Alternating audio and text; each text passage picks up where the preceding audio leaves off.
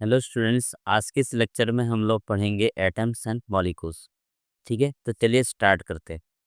तो atoms and molecules basically होता क्या है? इस चैप्टर में हम लोग कुछ कुछ ऐसे टॉपिक्स हैं जिसको हम लोग कवर अप करेंगे। पिछले अध्याय में हम लोगों ने एटम्स एंड मॉलिक्यूल्स के बारे में कुछ बेसिक चीज पढ़ा था। आज के इस लेक्चर में हम लोग पढ़ेंगे law of chemical combination. Law of chemical combination में पहला आता है law of conservation of mass. की कंजर्वेशन ऑफ मास के हम लोग क्या समझते हैं कि एक स्टेटमेंट होता है, मास जो होता है, mass neither can be created, neither can be created nor can be destroyed, nor can be destroyed. ठीक है, ये स्टेटमेंट देखने को मिलता है। ठीक है, बट कैन बी ट्रांसफर्ड, और या फिर कैन बी कन्वर्ट, या फिर बोल सकते हैं ये कैन बी ट्रांसफॉर्म इनटू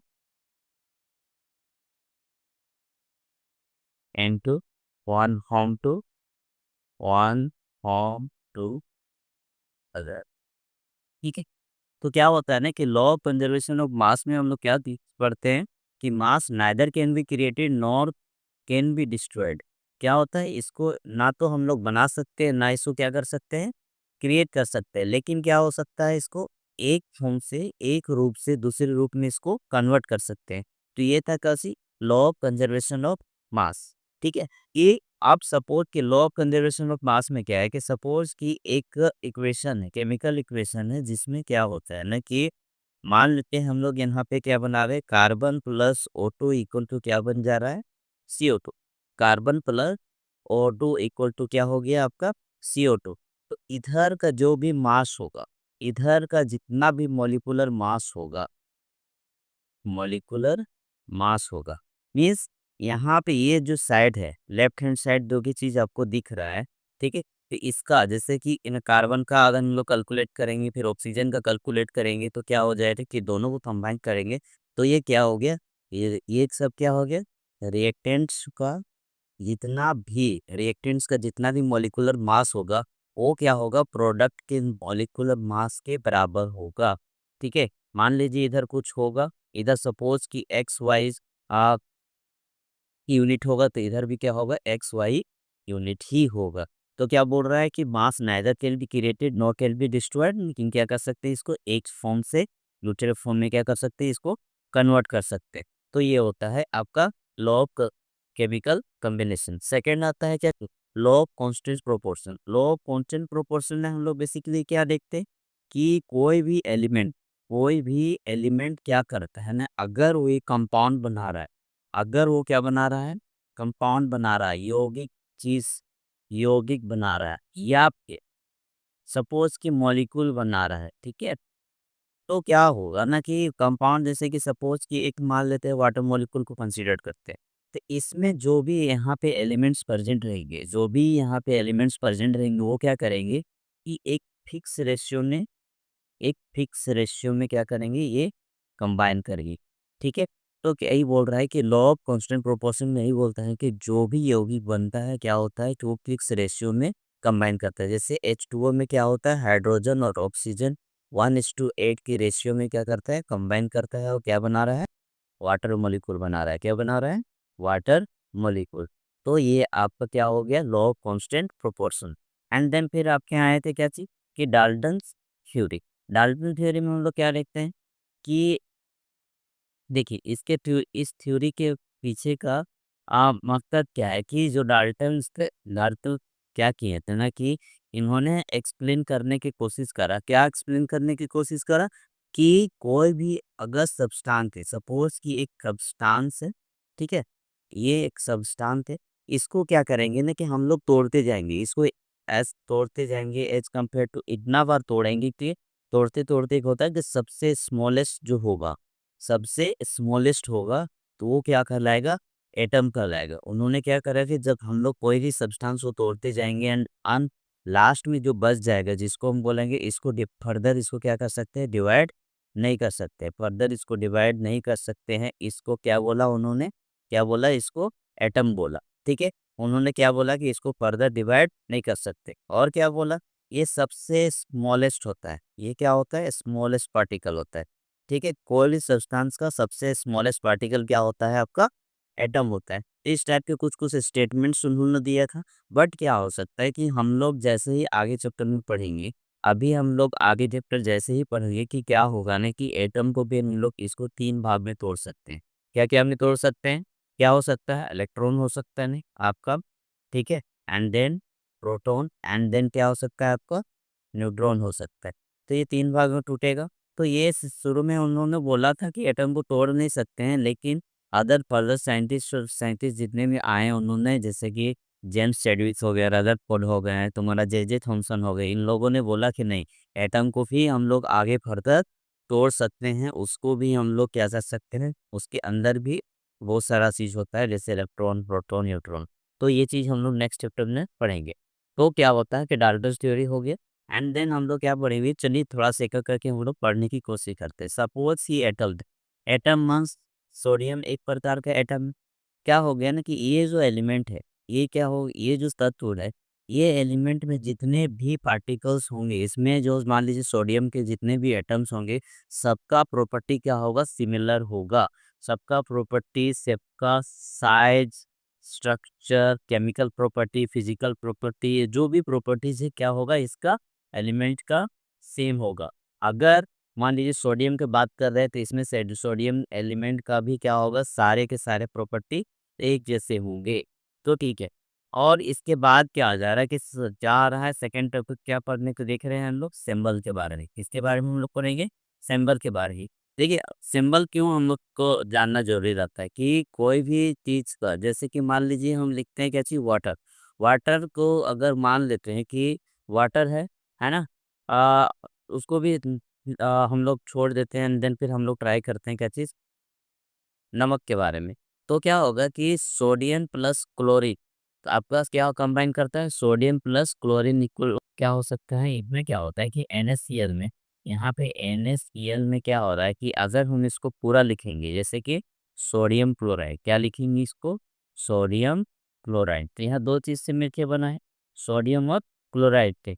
तो जब कभी जो हम लोग स्टेटमेंट लिखते हैं कि हाँ, ये एक सोडियम क्लोराइड है, तो आपको लिखने में हम लोग सबसे बड़ी बात है कि जो भी हम लोग का जनरेशन है, या फिर जितने भी ह्यूमन सिविलाइजेशन है, इनका बाय डिफ़ॉल्ट क्या होता है ना, कोई भी चीज़ का शॉर्ट फॉर्म और ईज़ी वे फाइंड आउट करने की कोशिश करता है, ताकि उसको फर्दर यूज़ करने में हम लोगों को मदद मिल सके। जैसे कि क्या हो रहा है कि NaCl तो हम लोग तुरंत नहीं किए। अगर H2O है, ठीक है? अगर हमको समझाना है H plus O2 equal to क्या हो जा रहा है, H2O। यहाँ पे हाइड्रोजन 2 में तो 2 इधर कर दिए, और यहाँ पे ऑक्सीजन 2 है, तो यहाँ पे कितना होगा, 2 दूना 4, तो यहाँ पे हाइड्रोजन कितना हो गया, 4 हो गया, ऑक्सीजन 2 हो गया, तो बैलेंस आउट हो गई। अब यहाँ पे इसको हम लोग क्या लिखेंगे कि अगर इसका स्टेटमेंट हम लोग लिखना चाहेंगे कि क्या लिखेंगे, क्या बोल सकते हैं, when hydrogen combines with oxygen then it forms H2। क्या वो बोल रहा है यहाँ पे कि हाइड्रोजन क्या बोल रहा है कि व्हेन हाइड्रोजन क्या करता है, कंबाइंस केमिकली, व्हेन हाइड्रोजन क्या करता है, कंबाइन करता है ऑक्सीजन से, when hydrogen combine with oxygen, ठीक है, किससे, तो ऑक्सीजन से कर रहा है, किस प्रोसेस के थ्रू, केमिकली। तब क्या बना रहा है, then it forms water molecule, then it form water molecule.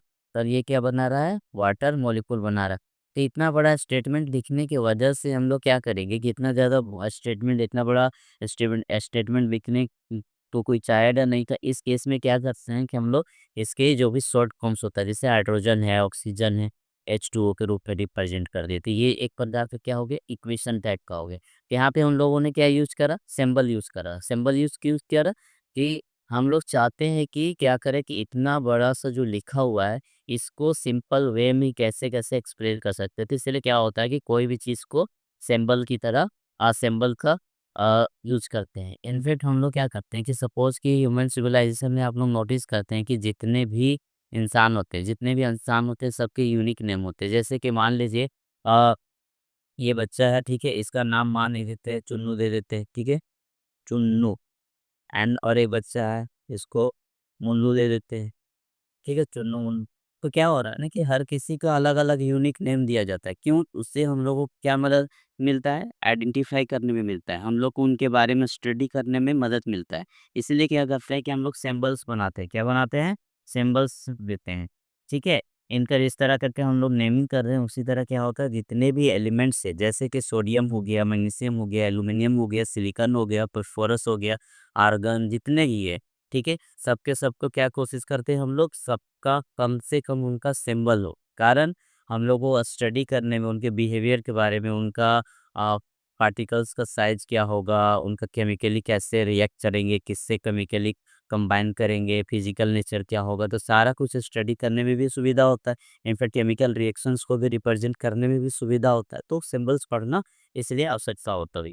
Atomic mass basically देखिए मास या फिर कोई भी चीज़ का अगर मास निकालना चाहेंगे, कोई भी चीज़ का अगर मास निकालना चाहेंगे, तो हम लोग क्या करते हैं, जो मास जो होता है ना बेसिकली हमेशा से शुरू से ही रहा है कि ये क्या होता है ना कि एक रिलेटिव टर्म है। रिलेटिव टर्म का मतलब क्या होता है कि मान लीजिए हमको किसी के 2 बच्चों के बीच में ये कंपेयर करना है ना कि किसका वेट ज़्यादा है, किसका मास ज़्यादा, तो हम लोग क्या करेंगे कि हाँ भाई इसके कंपेयर में इसका मास क्या है, ज़्यादा है। तो क्या हो रहा है वहाँ पे कंपेयर किया जा रहा है। तो इसका केस में भी जैसे इन लोगों के जितने भी एलिमेंट्स होते हैं, उनके भी केस में क्या किया जाता है कि हम लोग का कोशिश रहता है कि उनका मास का कंपेयर करके एक मोटा-मोटी अंदाज़ा लगा के ये बताया जा सकता है कि हाँ, इसके कंपेयर में इसका मास इतना होगा। तो हम लोग कंपेयर करने के लिए किसका सिलेक्ट किए थे कि कार्बन 12 एटम को हम लोग कंपेयर करते हैं कि क्या होता है ना कि एटॉमिक मास किसी भी चीज़ का एटॉमिक मास निकालना हो तो किसके बराबर होगा 1/12 मास ऑफ 1 कार्बन 12 एटम के बराबर होगा, ठीक है? तो ये था एटॉमिक मास के बारे में। फिर मॉलिक्यूल्स क्या होता है? जब 2 या 2 से अधिक एटम क्या वो करते हैं कंबाइन करते हैं तब क्या बनता है? मॉलिक्यूल्स बनता है। मॉलिक्यूल्स में ऐसा भी हो सकता है कि एक ही टाइप के एटम्स हो जैसे कि आपका जैसे कि H2 हाइड्रोजन मॉलिक्यूल, ठीक है? तो H2 हो गया, ठीक है? N2 हो गया नाइट्रोजन मॉलिक्यूल हो गया, लेकिन यहाँ पे क्या देखिए H2O को देख लीजिए, यहाँ पे क्या हो गया वाटर मॉलिक्यूल यहाँ पे 2 टाइप के एलिमेंट कंबाइन कर रहा है, हाइड्रोजन और ऑक्सीजन कंबाइन कर रहा है। तो ये क्या हो रहा है कि मॉलिक्यूल्स हो सकते हैं कि उस सेम एलिमेंट से मिलके बना हुआ हो, लेकिन ये भी हो सकता है कि डिफरेंट एलिमेंट्स कंबाइन करके भी मॉलिक्यूल बना सकता है। तो ये था आपका मॉलिक्यूल। उसके बाद हम लोग पढ़ते हैं आयन्स के बारे में। किसके बारे में पढ़ेंगे? आयन्स के बारे में। ये आयन्स बेसिकली होता क्या है कि जैसे कि मान लीजिए सोडियम में हम लोग अक्सर देखते हैं कि सोडियम में Na+ लगा रहता है, क्लोरीन में Cl- लगा रहता है। तो इसका फंडा होता क्या है? तो ये इसके बारे में डिटेल में नेक्स्ट चैप्टर में पढ़ेंगे, लेकिन आपको बेसिक आइडिया अभी दे दे रहा हूँ। क्या होता है ना कि मान लीजिए कि सोडियम क्या होता है ना कि अगर इसका हम लोग देखा जाए, इसका एटॉमिक नंबर कितना होता है? एटॉमिक नंबर इसका बेसिकली कितना होता है? एटॉमिक नंबर कितना होता है? 11।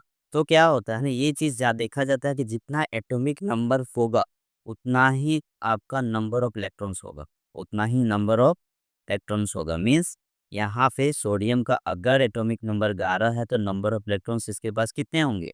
11। इलेक्ट्रॉन्स मीन्स आपका क्या होता है? Negative charge, negatively charge particles, ठीक है? तो इसके कितने होंगे? 11 होंगे। इसी तरह आपका उतना ही जितना नंबर ऑफ इलेक्ट्रॉन्स होते हैं उसके बराबर ही नंबर ऑफ प्रोटॉन्स होते हैं कितने, ठीक है? तो नंबर ऑफ प्रोटॉन्स उतना ही होते हैं मीन्स पॉजिटिव चार्ज होने। अब क्या हो रहा है ना कि सपोज कि इनका एक नेचर होता है कि मान लीजिए इसका हम लोग यहाँ पे न्यूक्लियस है, ठीक है? अब यहाँ पे इलेक्ट्रॉन का डिस्ट्रीब्यूशन कर रहे हैं तो फर्स्ट में जैसे के सेल हो गया, के ऑर्बिट हो गया, यहाँ पे 2 होगा एंड देन आपका इसमें कितना होगा? 8 होगा, ठीक है? 1, 2, 3, 4, 5, 6, 7 एंड 8। तो 2, 8 और 8 2 10 हो गया, 1 बचा क्या चीज़? आ, बाहर में आउटर मोस्ट में चला गया। तो यहाँ पे हम लोग डिस्ट्रीब्यूशन कैसे किए? और हमेशा डिस्ट्रीब्यूशन का मतलब क्या होता है? एक पैटर्न होता है कि वो क्या करता है ना हमेशा कोशिश करता है कि अपने आप को स्टेबल कंडीशन में रखने का। तो स्टेबल कंडीशन रखने के लिए क्या एक नियम फॉलो करता है जिसको हम लोग बोलते हैं octet rule. Octet rule means maximum number of electrons outermost shell में वो कितने रखना चाहेगा? 8। कितना रखना चाहेगा? 8। क्यों? क्योंकि वो अपने आप को क्या करना चाहता है? स्टेबल ला करना चाहता है, अपने आप को ज़्यादा स्टेबल की स्टेबिलिटी प्रोवाइड करना चाहता है। तो यहाँ पे 2 है, फर्स्ट सेल में फर्स्ट आपका जो फर्स्ट यहाँ पे फर्स्ट ऑर्बिट में कितना है 2 इलेक्ट्रॉन्स है, लेकिन इसके बाद वाले ऑर्बिट्स में कितना है 8 है, इसके बाद वाले में 8 है। तो क्या हो रहा है ना कि इन लोग क्या करता है, एक इलेक्ट्रॉन को क्या करेगा, ये दान कर देगा। दान जैसे ही कर दिया तो यहाँ पे क्या हुआ, एक इलेक्ट्रॉन दान कर दिया तो नंबर ऑफ इलेक्ट्रॉन्स यहाँ पे कितने हुए, ठीक है, नंबर ऑफ इलेक्ट्रॉन्स कितने हो गए हैं यहाँ पे 10 हो गए।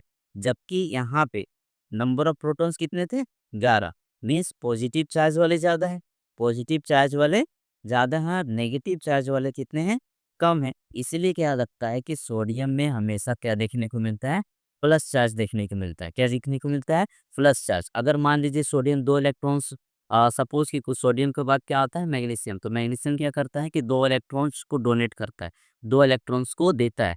उस केस में क्या लगता है कि मैग्नीशियम Mg2+ आ जाता है। क्या लगा था Mg2+, इसका मतलब होता है ये क्या करेगा 2 इलेक्ट्रॉन्स को दान करेगा। इसको ऐसे ही याद रख सकते हैं कि देने वाला हमेशा प्लस होगा, देने वाला हमेशा क्या होगा प्लस होगा, और लेने वाला हमेशा क्या होगा माइनस होगा। देने वाला के साथ क्या लगता है प्लस, और लेने वाले के साथ क्या लगेगा माइनस। जैसे कि क्लोरीन में Pn-, ये हमेशा क्या करेगा Cl-, एक माइनस लगा हुआ है, ये क्या हो गया एक इलेक्ट्रॉन लेगा। तो इट इज का जो जिसमें पॉजिटिव चार्ज लगा रहेगा उसको हम लोग बोलेंगे केटाइन, और जिसमें नेगेटिव चार्ज लगा रहेगा उसको हम लोग क्या बोलेंगे एनाइन बोलेंगे। ठीक है, तो ये था आपका क्या हो रहा है कि कैसे कैसे आयंस ने कि चार्ज पॉजिटिव चार्ज रहेंगे कि नेगेटिव चार्ज रहेंगे, ये सिर्फ देखने को मिल जाए। इसके बाद एक टॉपिक आता है, कैसे टॉपिक आता है कि केमिकल फॉर्मूला। जैसे कि हम लोग अक्सर देखते हैं कि NaCl देखने को मिलता है। तो क्या होता है ना कि ये जो NaCl जो होता है Na+ और Cl-, Na+ का मतलब क्या कर रहा है, इसका एक इलेक्ट्रॉन डोनेट कर सकता है, मीन्स क्या कर सकता है, इसका कितना वैलेंसी आ गया, यहाँ पे इसका वैलेंसी 1 हो गया। क्लोरीन एक ले सकता है तो इसका भी वैलेंसी कितना हुआ 1 हुआ। तो यहाँ पे इस एक एक दूसरे इलेक्ट्रॉन से क्या कर रहा है एक्सचेंज आउट कर ले रहा है। तो क्या यहाँ पे क्या कर रहा है क्रॉस मल्टीप्लिकेशन टाइप का होगी, तो ये क्या बन गया NaCl बन गया, ये क्या बन गया NaCl। तो ये इस टाइप का हम लोग केमिकल फॉर्मूलाज निकालने की कोशिश करते हैं। जैसे कि मान लेते हैं यहाँ पे Na2CO3, क्या हो गया सोडियम कार्बोनेट, या फिर मान लेते हैं क्या चाहिए कि सोडियम कार्बोनेट या तो calcium carbonate CaCO3, calcium carbonate. तो Ca में क्या होता है कि 2 होता है, अब CO3 का भी कितना होता है 2 होता है। तीन लोग एक दूसरे को एक्सचेंज करता है तो क्या बन जाता है CaCO3। तो ये आपका क्या हो गया केमिकल फॉर्मूला। फिर लास्ट में आता है कि मॉलिक्यूलर फार्मूला निकालने के लिए, मॉलिक्यूलर फार्मूला जैसे कि मान लेते हैं हम लोग किसका निकालते हैं H2O का। कोई बोलेगा कि इस मॉलिक्यूल का मॉलिक्यूलर मास क्या होगा। अगर मॉलिक्यूलर मास निकालना तो सिंपली क्या होगा, सपोज क्या हाइड्रोजन है, हाइड्रोजन का एटॉमिक मास कितना होता है, एटॉमिक मास तो आपका होता है 1, तो यहाँ पे 2 है तो 2 × 1, 2 × 1 फिर प्लस।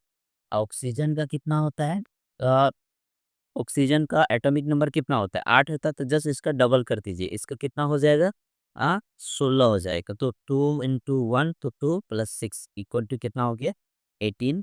ठीक है, 18 यूनिट होगी। तो ये इस तरह का के मॉलिक्यूलर को मास निकालते हैं हम लोग।